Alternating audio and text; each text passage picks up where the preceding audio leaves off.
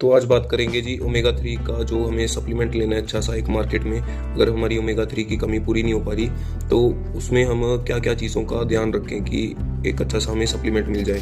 देखिए, आपको पहले समझने की ज़रूरत है कि ओमेगा 3 जो है मार्केट में अवेलेबल वो है 3 फॉर्म में आता है मार्केट में। एक तो आता है ट्राइग्लिसराइड फॉर्म में, एक आता है इथाइल एस्टर फॉर्म में, एक आता है रिफॉर्म ट्राइग्लिसराइड्स की फॉर्म में। जो ट्राइग्लिसराइड फॉर्म में ओमेगा 3 होता है वो लगभग 18 टू 31% के बीच में वेरी करता है, और जो इथाइल एस्टर फॉर्म में होता है जिस जिस फिश से ओमेगा 3 निकाला जाता है उसको वो पहले ट्राइग्लिसराइड फॉर्म में होता है, जिसको फिर रिफाइन करके उसका फर्दर ओमेगा 3 कंटेंट 50 टू 90% तक कर दिया जाता है। और रिफॉर्म ट्राइग्लिसराइड्स में क्या होता है कि पहले जो ट्राइग्लिसराइड फॉर्म में ओमेगा 3 होता है उसको इथाइल एस्टर में कन्वर्ट करके फिर उसको सिंथेटिकली ट्राइग्लिसराइड फॉर्म में कन्वर्ट किया जाता है, जिसमें क्या होता है कि ओमेगा 3 का जो कंटेंट होता है वो 50 टू 90% इथाइल एस्टर वाला ही होता है ओमेगा 3 कंटेंट उसमें। इसमें क्या है कि इसको ओमेगा 3 कंटेंट भी ज़्यादा होता है और इसको सिंथेटिकली भी डिराइव किया जा सकता है। तो इसका जो मार्केट साइज़ है वैसे ऐसे सप्लीमेंट काफ़ी कम अवेलेबल है।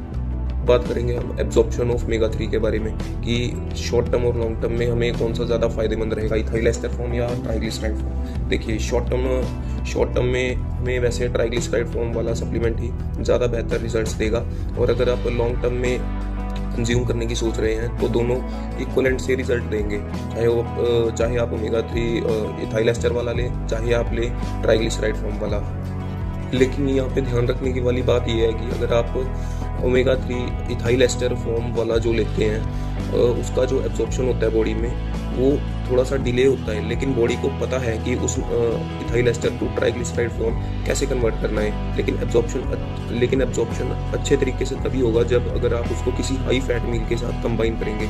अगर आप उसको हाई फैट मील के साथ नहीं लेंगे तो उसका एब्जॉर्प्शन 20% होगा, लेकिन अगर आप उसको किसी हाई फैट मील के साथ कंबाइन करके लेंगे तो उसका एब्जॉर्प्शन 3x लगभग 60% तक पहुंच जाता है, और ट्राइग्लिसराइड फॉर्म में जो एब्जॉर्प्शन होता है वो 69% तक होता है। तो अगर आप लॉन्ग टर्म में कंज्यूम करने की सोच रहे हैं तो हालांकि कोई ज़्यादा फर्क नहीं है, लेकिन वो दोनों अच्छे रहेंगे। ठीक है, अब हमें क्या क्या ध्यान रखना है एंड में कि हमें कौन सा अच्छा सा एक सप्लीमेंट मिले।